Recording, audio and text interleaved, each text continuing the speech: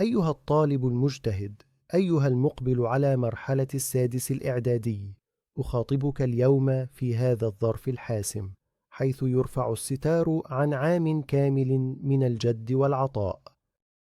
إنها ساعات الحصاد، حيث تملأ القلوب رهبة الامتحان، وتتداخل المشاعر بين رغبة في التميز وقلق من النسيان أو الهفوة.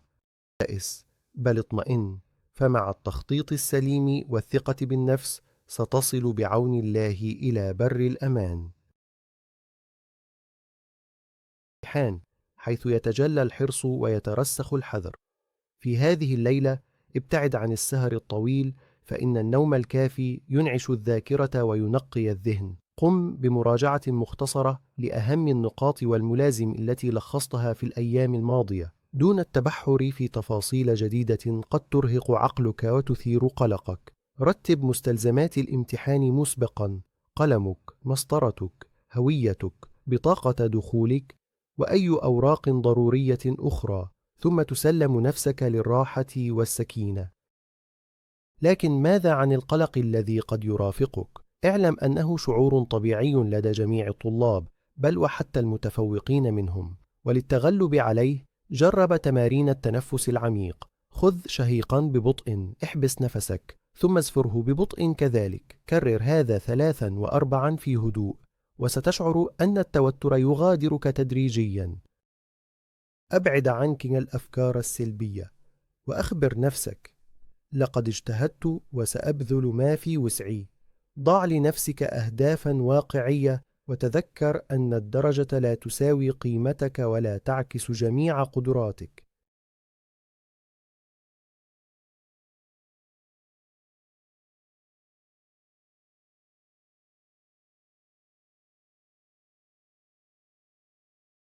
أما إذا داهمك النسيان في اللحظة الحرجة فلتطمئن، غالبا ما يكون هذا النسيان مؤقتا ناتجا عن ظرف القلق.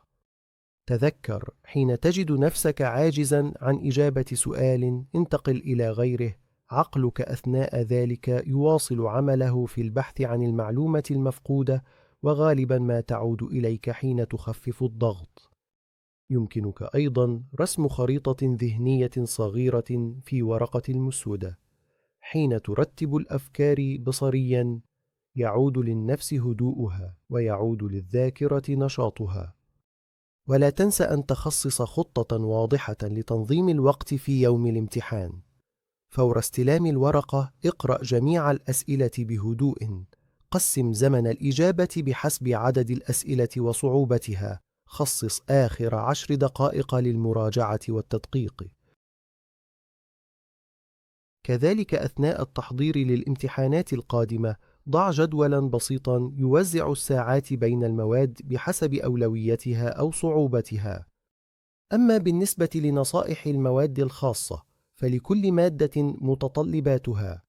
في مادة الرياضيات، احرص على حل التمارين يوميا، ولا تكتف بالحفظ النظري. اجعل القلم صديقك الدائم أثناء المذاكرة.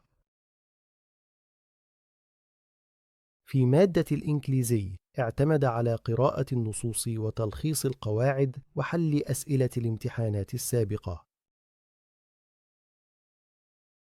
وفي الكيمياء أو الفيزياء، احفظ القوانين الرئيسة، ثم درب نفسك على تطبيقها في المسائل العملية.